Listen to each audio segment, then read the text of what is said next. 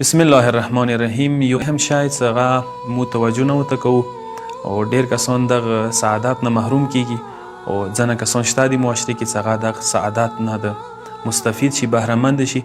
هغه د خدای کور مسجد کې خدمت دی، یو امام بړی کې، یو د پاک او مقدسو ځایو کې څکه چیرې حدیثو ته سترګې وغړې ډېر زیات ثوابونه اجر او ثواب ته ذکر شوی دی. پیغمبر اکرم نه حدیثونه دي، څو حدیثو طرف ته اشاره کوم. پیغمبر هیڅ من کنس المسجد یوم الخمیس و لیلة الجمعه، څوک هم چې کوم د مسجد جارو کې جمعې شپې او جمعې ورځې باندې یا جمعې شپې باندې یا جمعرات باندې فاخرج منه من التراب ما یوزر فی العین غفر الله له، اندوره حد کې یو ګن ته نه اوچات کې یو خلی اوچات کې څنګه سترګو ته پرېوځي، خدای دغه مغفرت کوي.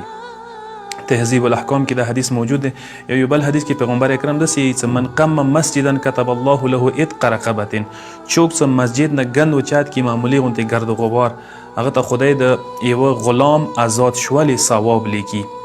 یا اندیشون سه حدیث د پیغمبر سے من اخرج اذن من المسجد بنى الله له بیتا فی الجنه، څوک چې مسجد نه داسې شی اوچات کې څنګه خلکو د لپاره ازارو هغه باعث جوړیږي، نو هغه د لپاره پروردګار عالم بهشت کې جنات کې یو کور جوړوي.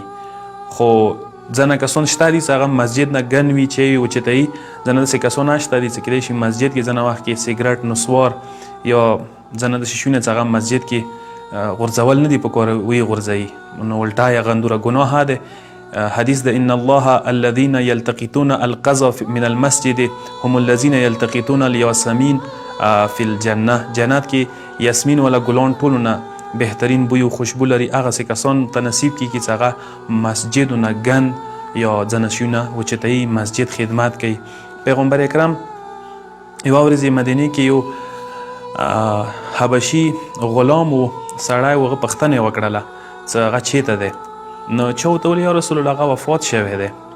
پیغمبر دی چې کله وفات شوی تاسو ماته خبر ویلې رانه کړلو، نو پیغمبر ورته وویل چې لږ ماته قبر وښیه. پیغمبر قبر ته ویرغلو، قبر باندې المنځه کې چونکې شریک نه و شوی نماز جنازې کې د دغه حبشي کس اخ قبر باندې پیغمبر کرام ور باندې د جنازې ول المنځ وکړلو.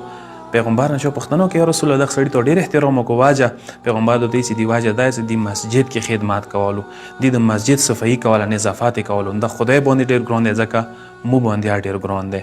پروردګار عالم د مو تاسو ټول توفیق نصیب کړي چې مسجد کې خدمت کول ډېر لوی اجر دی، ډېر ثواب دی. امام بړی کې دا خدمات ټولو نه غوټ اعزاز دی. زه به داسې وایم چې انسان ته خو دنیا کې مختلف قسم ته نامې ور باندې راتلی شي، عهدې ورته ملویدای شي، جرنیل دی، کرنیل دی، میجر دی، کپتان دی، منیجر دی، استاد دی، عالم دی، چی شی دی، چی شی دی، ټول نه غوټه ډیګري، ټول نه غوټ اعزاز دی چې یو کس باندې پریوزي هغه د خادم د مسجد وي، یو وخت د امام بړی خادم وي، څه دینه غوټ اجر او ثواب بل نشته دی. پروردګار عالم د موږ ته د مسجد او امام بړی او پاک او مقدسو ځایو خدمت کولو توفیق نصیب کړي. والسلام علیکم ورحمت الله وبرکاته.